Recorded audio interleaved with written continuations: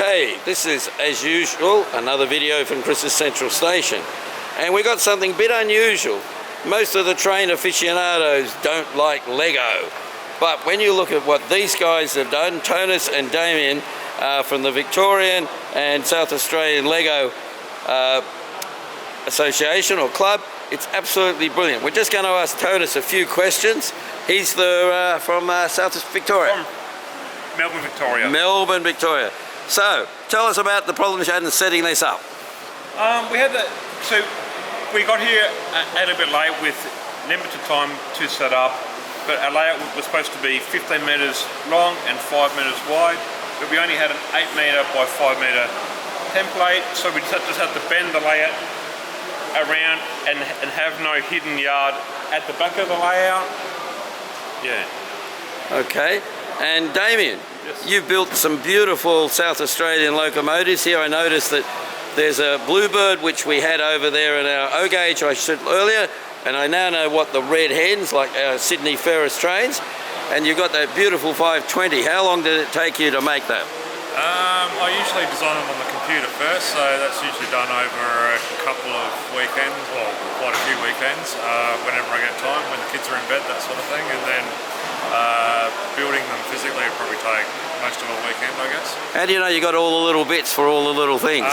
So once I've designed them in the computer software, it spits out a part list, so then I just pillage my collection for the parts that I've got and then buy the ones I don't. How big's your collection?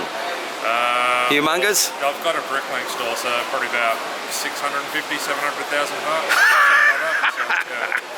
All right, so let's just... Plus the display. This is one he built.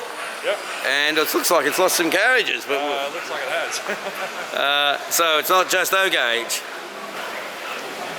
So here we've got a diesel coming around here. T-class. T-class diesel. Thank you, Tonus. And look at the detail that these guys have done in Lego. I mean, you wouldn't believe it's Lego.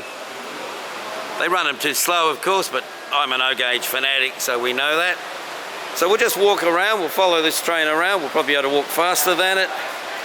Up here there's a country station on a historic line, and Tonus Muckleford.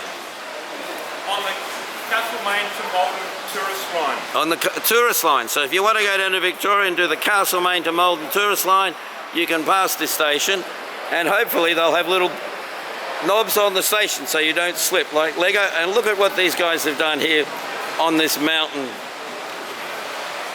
If you look in there, there's someone on a push bike. Truck at the top. Hills on the way into Adelaide. So this South Australia. This is what you see when you come to Adelaide. Looks a bit greener than when I was here, but and we go over the other side.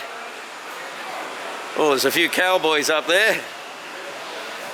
And look at the way they've done the arch for the tunnel with all the rock work. The fishermen, now that looks more like South Australia. I know, no water in the creek, but the fisherman's hoping to catch a marron. Here we have the carriages. And if we look at this bit, this is the bit the guys spent all those hours after it was meant to shut up to join their track together. And then we come down here. And of course, those of you who have played the 18 holes across the Nullarbor, here's one of them. I think this is the 19th, or if it's the 19th, there'd be a pub. But just look at how well they've built this.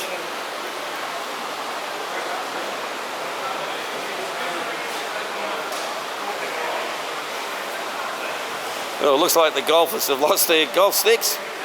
The bunker looks bad.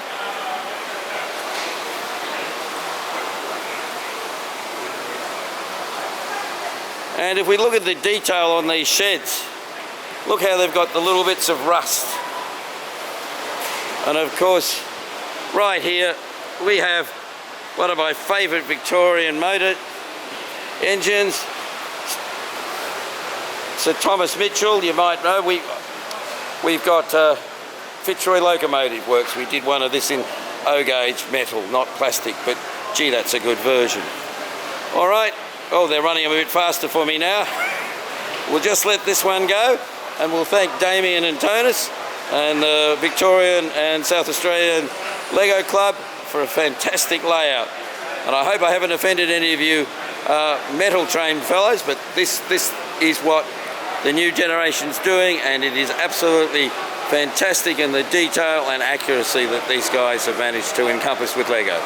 Thanks very much, guys. Much appreciated.